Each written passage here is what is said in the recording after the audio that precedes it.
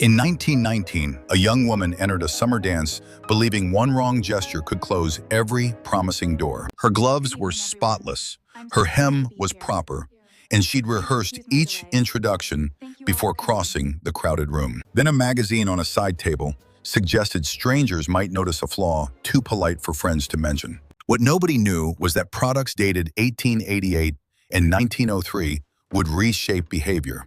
How did odor become class, romance, and belonging? That fear couldn't be tested at home because the warning claimed the victim was always the last person to know. The decisive invention wasn't deodorant itself.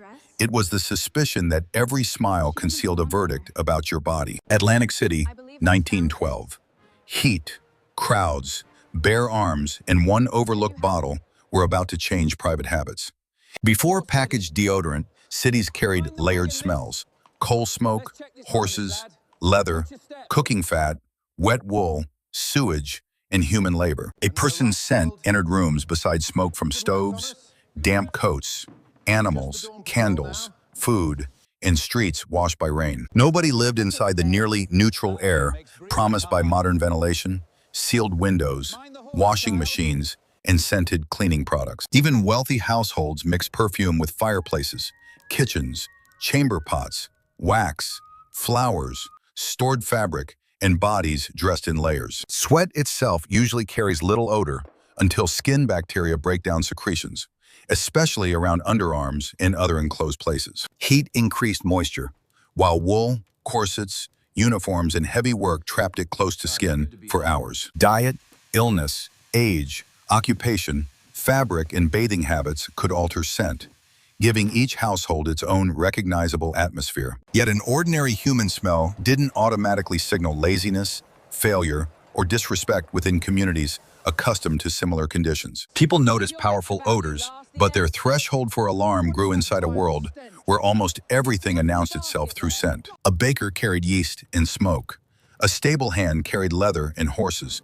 A laundress carried soap, steam, and sweat. Those smells could identify work before a uniform appeared, making the body a moving record of daily labor. Concern rose when scent suggested sickness, rotting food, neglected clothing, or waste left where neighbors had to endure it. Respectability meant managing your surroundings in garments, not erasing every trace that a living body produced. That balance changed when wealth gave some people cleaner fabric, private rooms, abundant water, and distance from physical work. Full baths demanded water, fuel, space, privacy, and labor, resources many households couldn't gather every morning. Instead, families washed selected areas with a basin, cloth, soap, and water carried from a pump or heated indoors. Face, hands, neck, feet, and underarms received attention because they collected visible dirt or caused discomfort first. This routine wasn't careless. It was a practical system built around limited water, cold rooms, and crowded schedules. Clean linen mattered because the layer touching skin absorbed oil and sweat before outer garments needed difficult washing. Shirts, shifts, collars, cuffs, and underclothes could be changed, boiled, beaten, rinsed, dried, and returned to use. A fresh collar signaled discipline because observers could see it, unlike the hidden condition of skin beneath several layers. Laundry therefore controlled odor through fabric, while also displaying whether a household possessed time, soap, water, and helping hands. Perfume offered another strategy, blending floral, herbal, resinous, or citrus notes with the body rather than removing every scent. Powders absorbed moisture, scented drawers, softened friction, and helped expensive garments survive longer between major cleanings. Open windows, courtyards, fireplaces, and outdoor work moved air through spaces that would otherwise hold cooking and bodily smells. People also used dress shields, removable pads placed inside clothing to protect fabric from perspiration stains. Long before deodorant, odor control already depended on water, linen, airflow, powders, perfume, and constant household labor. The system worked best for anyone wealthy enough to change clothing before yesterday's sweat became today's public evidence. Industrial labor made that evidence harder to hide, especially when workers spent 10 or 12 hours beside heat, dust, and machinery. Coal settled into hair and fabric. Metalwork left oil and smoke. Slaughterhouses, tanneries, and docks marked bodies with trade. One work coat might serve through an entire week because washing it required time, drying space, and replacement clothing. Crowded housing added shared beds, narrow stairways, indoor cooking, limited drainage, and little room for garments to air. Wealth offered a different smellscape through spare clothes, domestic servants, larger rooms, regular laundry, and separation from production. A manager could condemn a worker's scent while avoiding the furnace, stable, kitchen, dock, or factory that created it. The difference looked personal, yet its causes included housing, occupation, transport, wages, water access, and control over time. Once respectable people smelled different, their habits became evidence that restraint and morality supposedly lived inside cleaner bodies. Working odors could then be described as vulgar, careless, foreign, or dangerous instead of predictable results of difficult conditions. Immigrants and racialized communities were often assigned imaginary smells, turning prejudice into something accusers claimed their senses confirmed. Such accusations were hard to challenge because odor seemed immediate, private, and beyond argument, even when judgment came first. A material inequality in water and space was recast as proof that some people lacked discipline or civilization. Smell became a border. Those with resources defined neutrality, while everyone else risked entering the room already condemned. Then public health gave that border sharper authority by linking foul air, crowded districts, waste, and disease. For centuries, many Europeans believed corrupted air could carry illness, making terrible smells seem both disgusting and medically dangerous.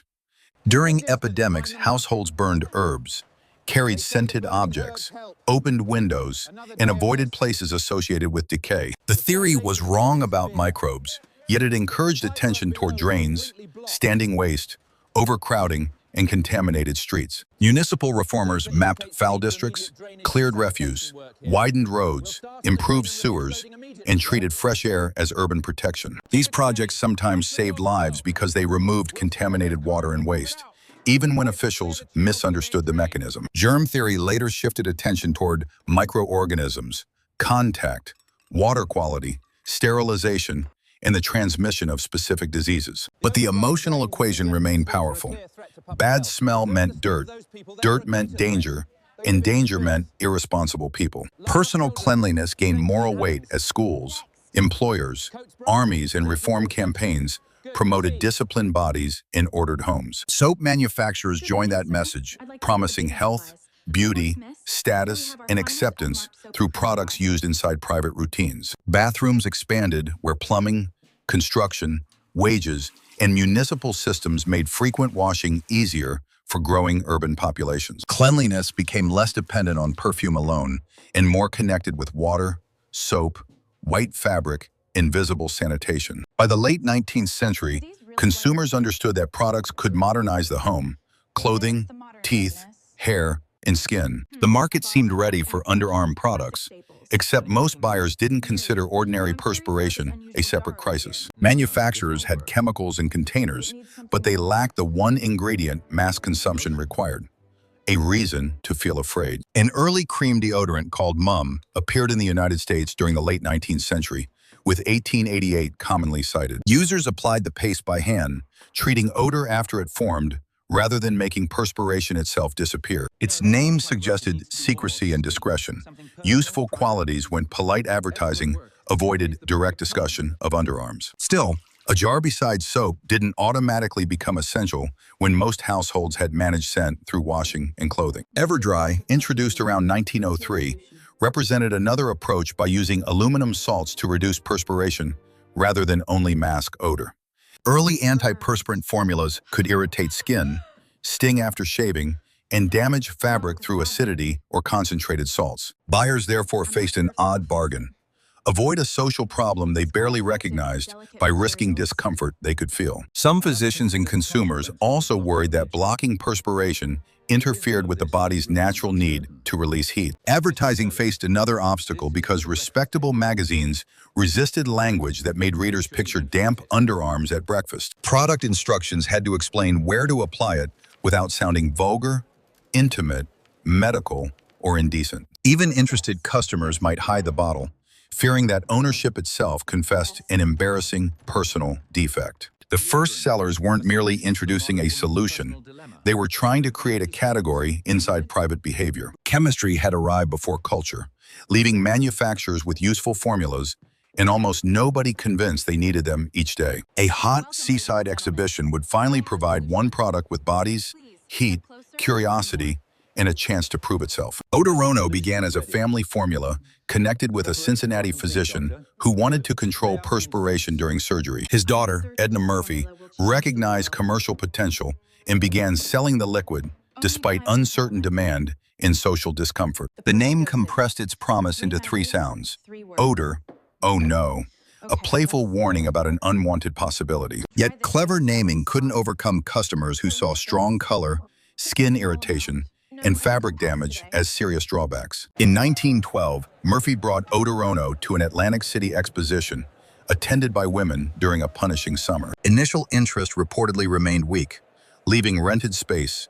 unsold bottles, and a young entrepreneur facing possible failure. Then the heat became her demonstration, because perspiration was visible on dresses and uncomfortable beneath fashionable clothing. Visitors could connect the product with an immediate problem rather than an abstract warning printed inside a distant advertisement. Demonstration reduced uncertainty.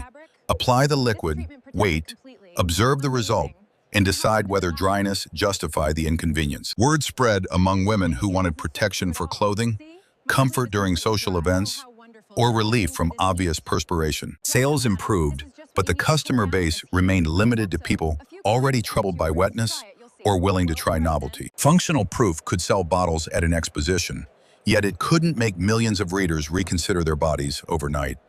Odorono had found a market, but not a universal fear strong enough to support a permanent national habit. That fear emerged when advertising stopped asking whether perspiration bothered you and asked what everyone else secretly thought. The campaign's writers understood that direct language could offend magazines, readers, editors, and the respectable women they hoped to reach. So advertisements entered through romance, friendship, popularity, and the terror of becoming undesirable without knowing why. Instead of describing bacteria or sweat glands, the copy staged small social mysteries around distance, hesitation, and rejected affection. A woman could look beautiful, dress well, and speak gracefully, yet lose attention because of one unseen failing. The message claimed friends might detect her odor, but remained too kind, embarrassed, or polite to warn her. That claim made reassurance impossible, because friendly behavior could be reinterpreted as concealment rather than proof of acceptance. Every shortened conversation,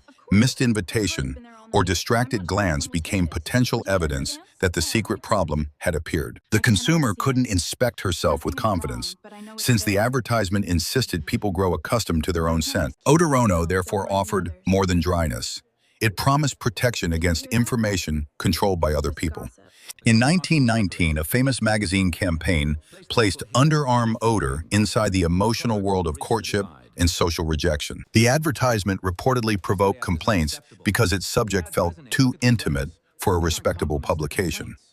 Controversy also carried the message farther, forcing readers to consider whether silence around odor protected them or endangered them. Accounts report sales rose about 112% during the following year, though that figure requires source verification. The product succeeded by creating a danger customers couldn't confidently disprove, then offering a bottle as private insurance. Women faced the sharpest version because respectability required their bodies to appear controlled, decorative, clean, and effortless. Fashion exposed underarms at dances, while social rules discouraged open discussion of perspiration, desire, embarrassment, or bodily functions. Advertising filled that silence with stories where a promising romance cooled for reasons the woman couldn't understand.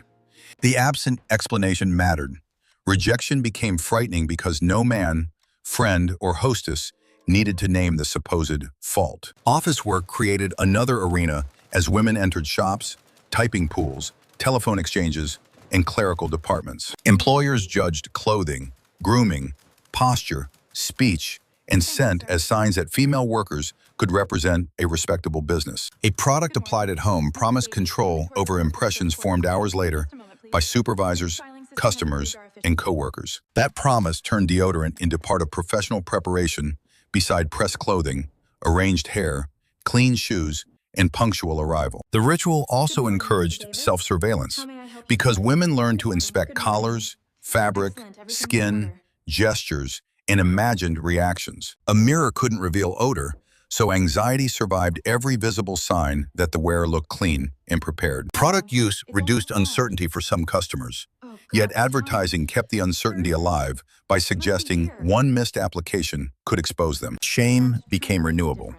The bottle solved today's fear, while its absence threatened tomorrow's friendship, romance, or employment. Women weren't merely purchasing comfort, they were paying to avoid a social accusation that might never be spoken. Once that market matured, manufacturers faced another challenge, persuading men that odor control wasn't feminine, delicate, or unnecessary. Early male advertising avoided romantic fragility and emphasized command, efficiency, strength, work, and consideration for people nearby. Packaging grew darker and firmer, while language presented deodorant as equipment rather than a cosmetic secret. The male body could sweat through labor or sport, but respectable masculinity now required controlling what others experienced afterward. Offices increased pressure because clerks, salesmen, managers, and customers spent long hours together inside enclosed rooms. A worker might complete every task and still be told his personal habits limited promotion, trust, or client contact. Advertisers framed scent as an invisible career obstacle, especially dangerous because polite colleagues supposedly wouldn't explain it. That recycled the women's campaign with different stakes. Instead of losing romance, a man might lose authority or income. Military service and organized sport also normalized shared washing, grooming inspections, locker rooms, and products carried in compact kits. Wartime production expanded exposure to toiletries, while returning servicemen brought structured morning routines into civilian households. By the 1940s, companies increasingly promoted deodorant to men without presenting the practice as borrowed from women. Convenience mattered as creams gave way to forms that applied faster, felt cleaner, and required less contact with fingers. Deodorant joined shaving, toothbrushing, combing hair, and changing shirts as evidence that an adult had prepared for public life. Once both sexes were targeted, product use looked less like treatment and more like ordinary social responsibility. The habit became invisible because successful users attracted no attention. Only suspected non-users remained noticeable. After the Second World War, roll-on packages adapted ball-bearing applicators to spread liquid across skin with limited mess. Early 1950s roll-ons made the ritual quicker, portable, and easier to market as part of a daily routine. Solid sticks followed, letting users swipe product directly onto skin without fingers, spills, or the waiting demanded by liquid formulas. Aerosol cans later promised speed and freshness, turning application into a brief cloud that looked modern, effortless, and technologically advanced. Supermarket shelves placed creams, roll-ons, sticks, and sprays together, making daily odor control appear normal through repetition and abundant choice. By then, the ritual had moved beside brushing teeth and washing faces, completed automatically before anyone entered shared public space. The habit no longer required a dramatic warning. Familiar packaging and family routines taught each generation that application simply came next. Deodorants targeted odor, while antiperspirants reduced sweat. Yet everyday language blurred the difference because both promised social invisibility. That promise ignored unequal access to water, privacy, clean clothing, secure housing, flexible schedules, and workplaces cool enough to remain dry. On trains, buses, elevators, and office floors, strangers still judged bodies inside spaces where heat and distance weren't equally controlled. Two people could follow identical routines and smell different because medicine, stress, age, fabric, climate, and labor kept shaping the body. The rules sounded neutral: avoid bothering others. But punishment fell hardest on workers in communities already denied control over their surroundings. The market kept expanding because every new format refreshed the same fear. Someone nearby might notice what you'd failed to prevent. Back in the dance hall, the young woman watched ordinary smiles become evidence after one advertisement taught her to distrust reassurance. Before leaving, she checked the mirror again, though nothing visible could confirm the private danger she'd been trained to imagine. Deodorant didn't simply remove odor. It helped redefine which bodies seemed prepared, respectable, employable, desirable, and welcome. The next time a routine feels natural, ask who made it necessary. Subscribe to How We Survived for more hidden history.